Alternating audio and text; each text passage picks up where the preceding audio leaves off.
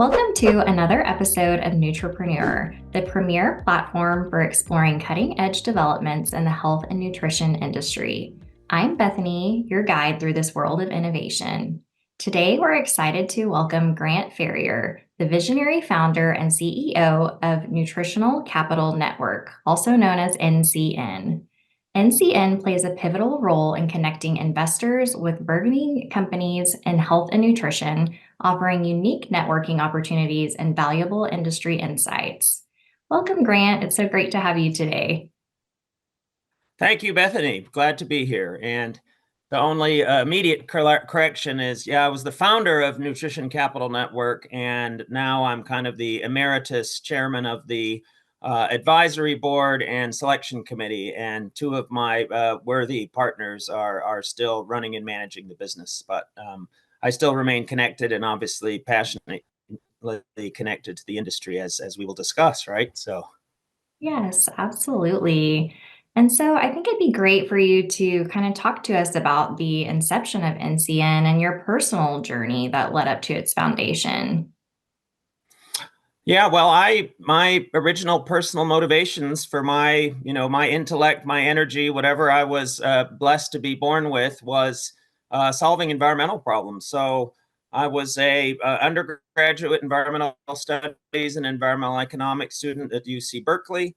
When I finished that 7-year program, just with a bachelor's degree, so I took the long course through the lifestyle issues of living in Berkeley in the 80s, and started a business which became Environmental Business Journal. And I still run that business 37 years later with about half my time.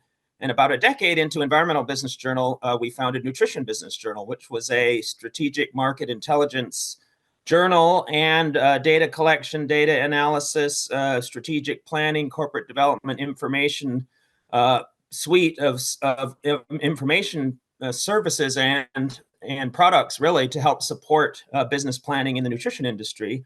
And that was 1996. So NBJ still runs and operates as part of the New Hope Natural Network, Inform Exhibitions, same company that runs Expo and Supply Side West, big shows. And then after selling that business to them, we started Nutrition Capital Network. And the basic idea was we had this whole big database of natural organic food companies, nutritional supplement companies, proprietary ingredient and scientific development companies. And we solicited them. We said, hey, if you're looking to raise money, we're going to have an event. And this was 2007. And we got over 100 applications, and we picked the best 20, and we sold some tickets. And a lot of the investors were like, I've got a stack of business plans this high, why do I need to come to your event? And I said, well, I can give you 20, right? And then you can read about them in 4 pages each. So that service connected with the investors. We built out the company. We eventually had over 70 what we call cornerstone investors, many of which are still there.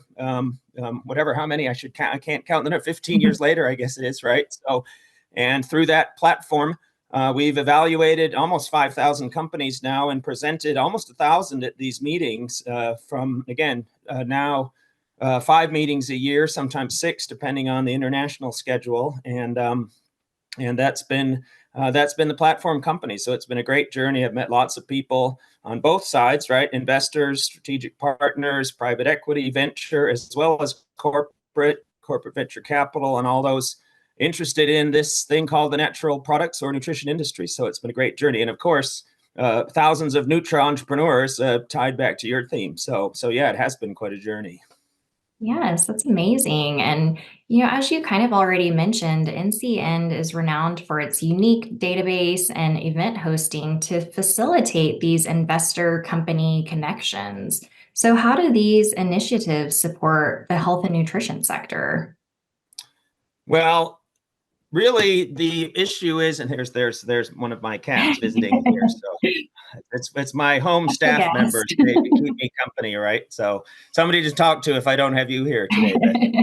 So, anyway, I think our mission really was, and it still is at NCN, there's a disconnect between the money, right? So there's lots of money. You hear all this dry powder and overhanging capital that's sitting in the system.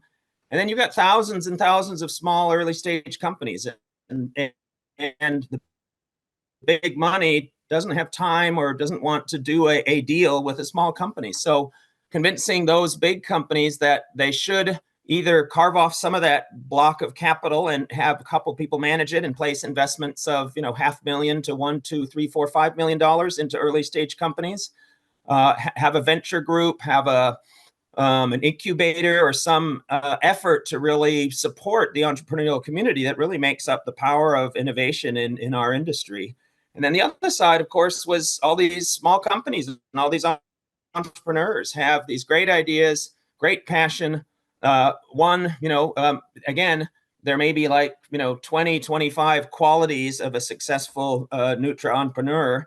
And nobody has all those qualities, right? But every confident entrepreneur thinks they have all of them or has to have all of them to get started, right? So just learning the business, finding those connections, and then building out the network, right? So the network effect of many of the most successful early stage companies, they may be a husband and wife founder or family founder or 2 or 3 partners that met somewhere, met another company.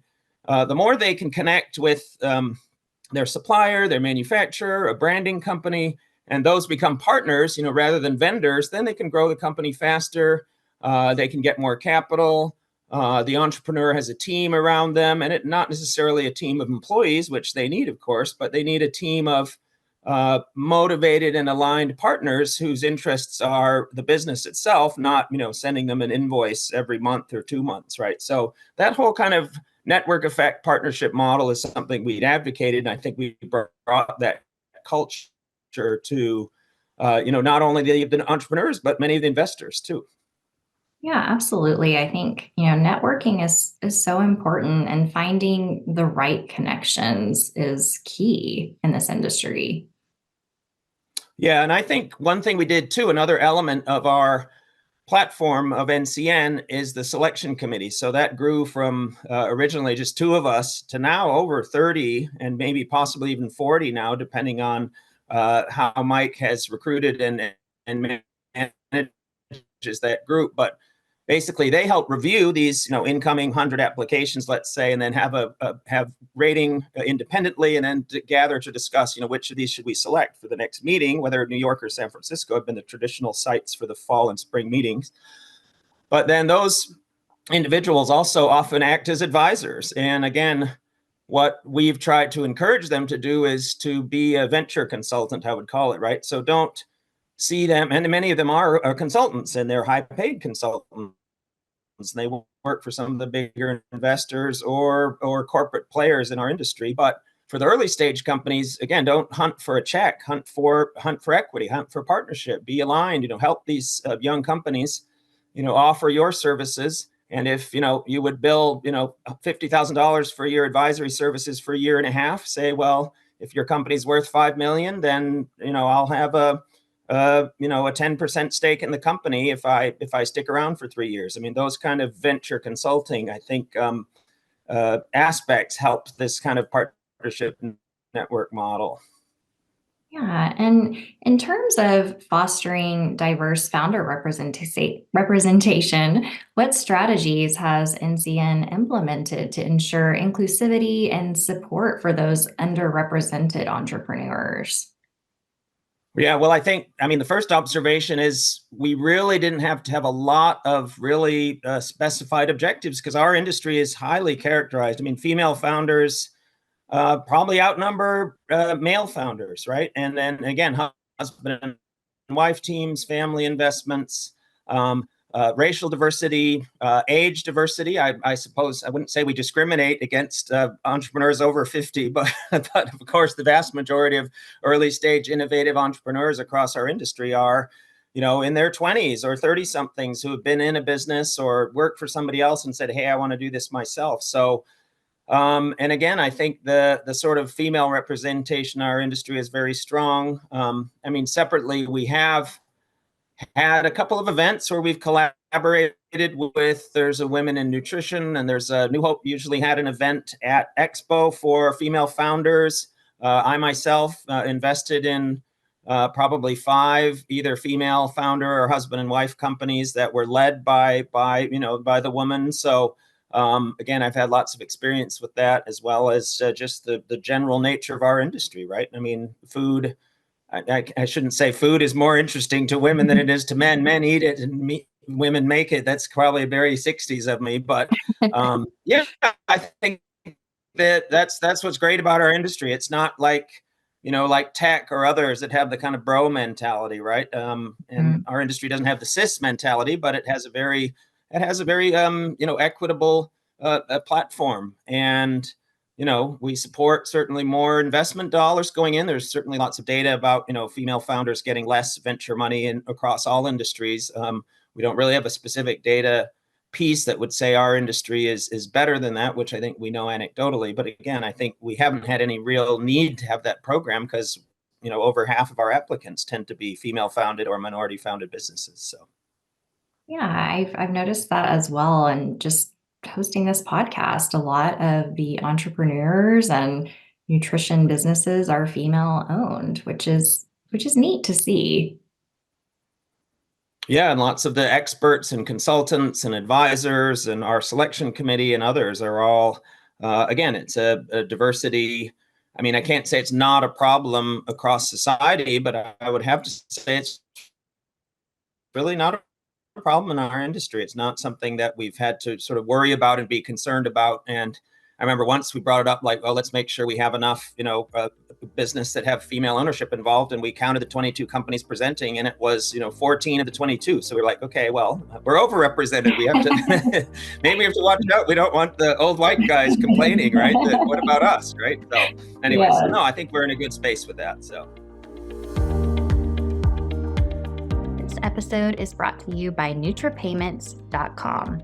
If your business needs credit card processing that fully integrates with most major Nutra software platforms, offers the lowest industry prices, and has built-in features like recurring billing, $0 trials, and chargeback prevention, then visit us at nutrapayments.com for a free online quote.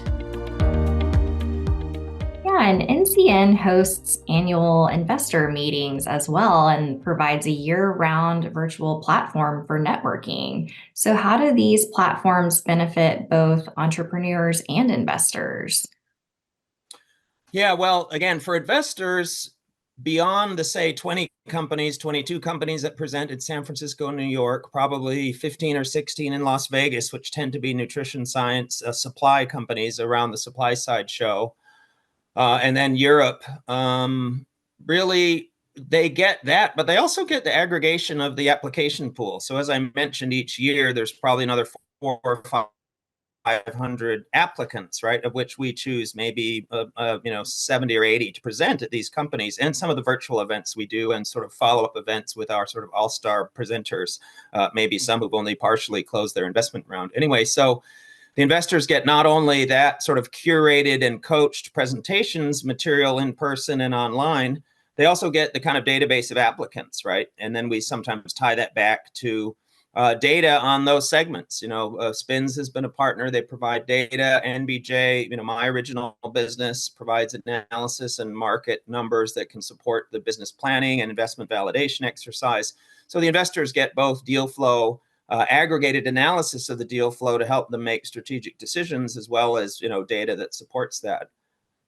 And then the presenter community obviously gets access to investors. So not only those who show up and watch their thing and click the button to say, I want to meet you, or sign up on, we used to have a dance card, a big poster on the wall with all the 22 companies and, 8 slots. So we had a big, that's the dance card. Our first decade, we used that. We still use that at the in-person meetings where they would meet face to face, but then, follow-up meetings, and then a list of investors. And again, we don't just pass that out willy-nilly, but obviously if we have a presenting company who applies and accepted and pays the rather, nominal fee, it varies on the meeting, but it's, anywhere from $1,000 to $1,500, depending on the presenter fee once you're accepted, but you also get coaching for that anyway, but you get follow-up contacts and more information. So, and the presenters get lots of perspective too. They also get a mentor. So one of our selection committee members, as I mentioned, is then assigned as their mentor, and sometimes there's multiple mentors. So,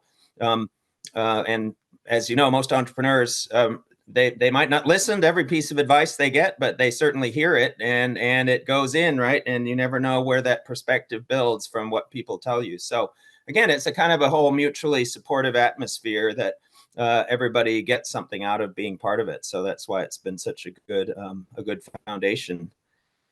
And I think one more interesting thing from kind of the business New Hope standpoint was obviously the majority of the platform of that business has been Expo, right? Where, 100,000 people traipse through over the 4 or 5 days in Anaheim every March.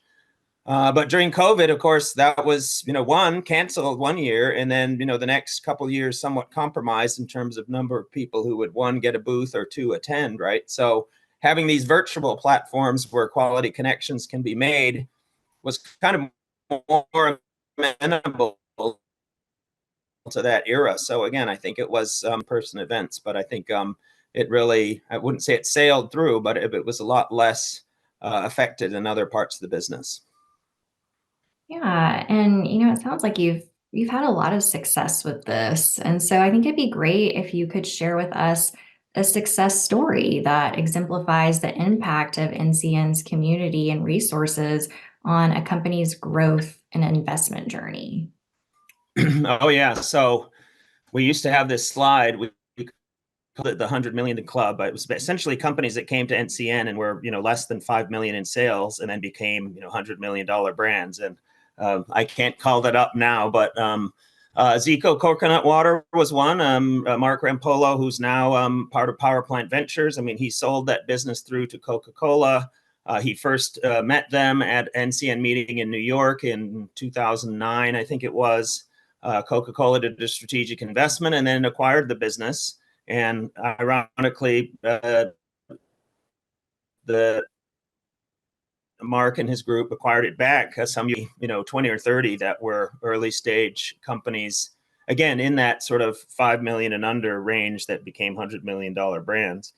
My own personal introduction, and then I made a personal investment in a company called Shaka Tea, which bottles Hawaiian mamaki. And I met the husband and wife at the 2016 NCN in San Francisco.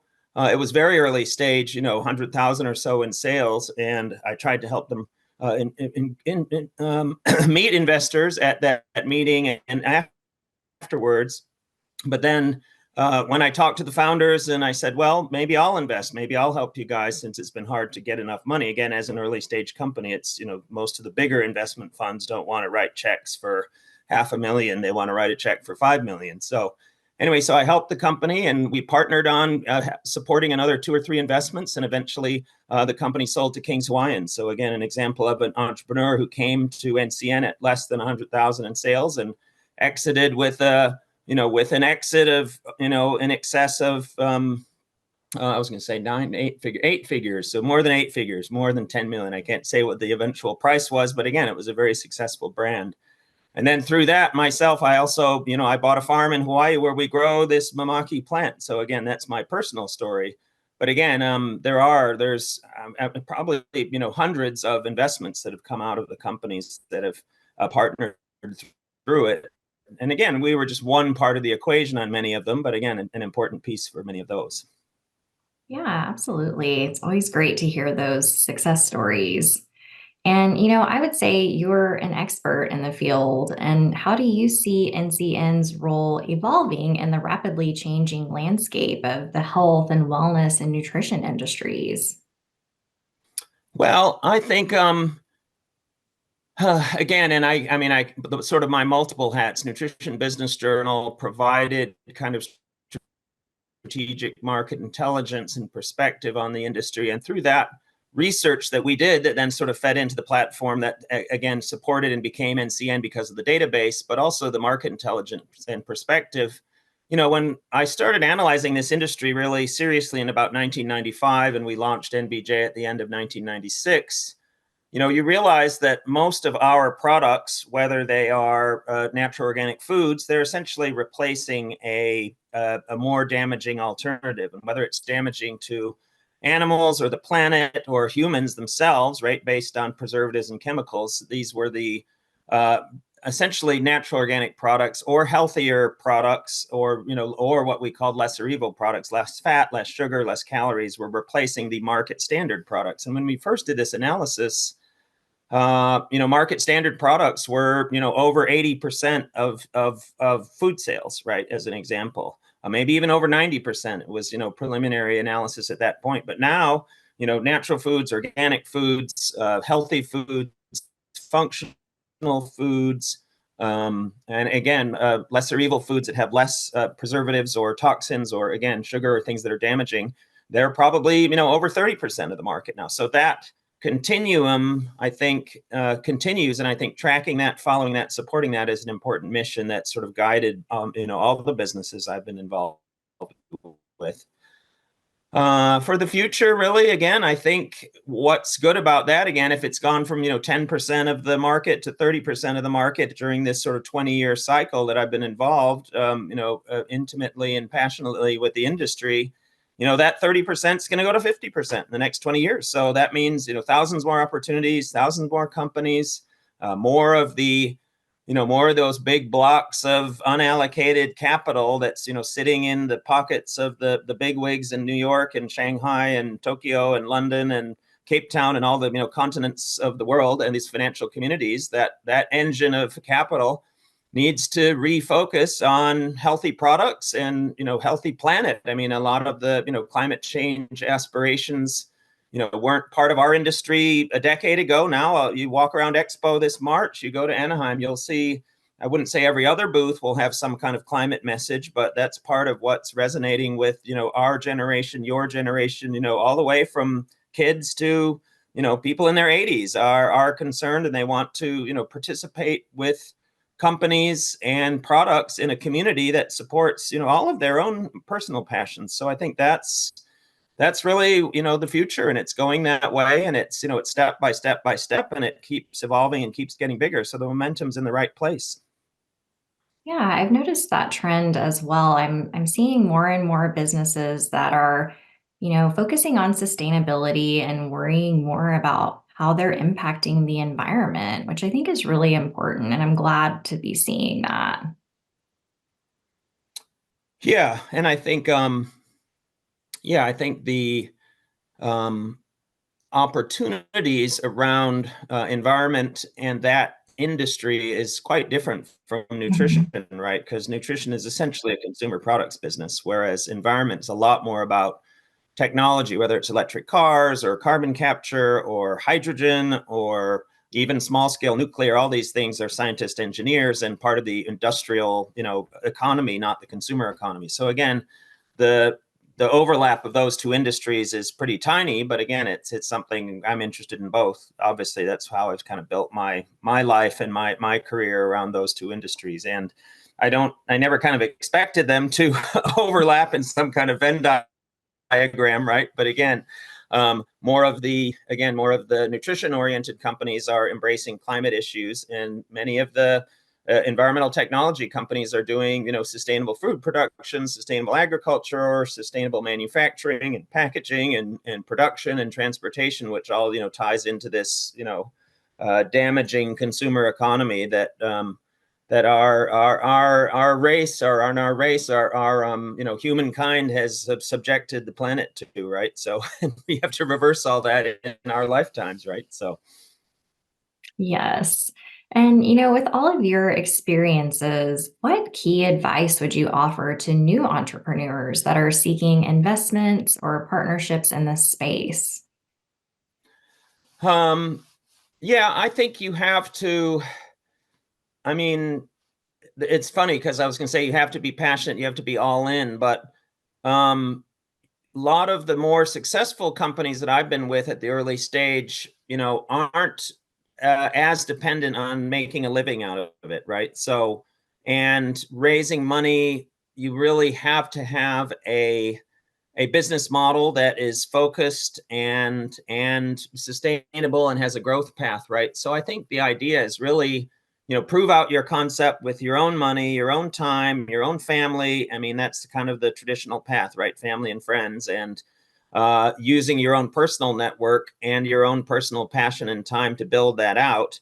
And yeah, there's no problem in trying to peel off 5,000 a month for you to subsist while you're growing the business. But there's nothing wrong with having a job and then starting a business on the side and then proving it out and then going into that and having that be your bailout, right? Or not your bailout, but your transition into running that full time. So again, I think don't try stuff and commit, but don't put everything in on one thing, because you never know what's gonna click. And then again, next stage is find partners and have aligned interests, right? So don't just think, gee, I have to tell a story and raise money, or don't make raising money the be all and end all, because some entrepreneurs get kind of hooked on it. They get very good at raising money and telling the story, but kind of lose sight of the operations and building the team around them to pull off the operations. So again, it's a mix between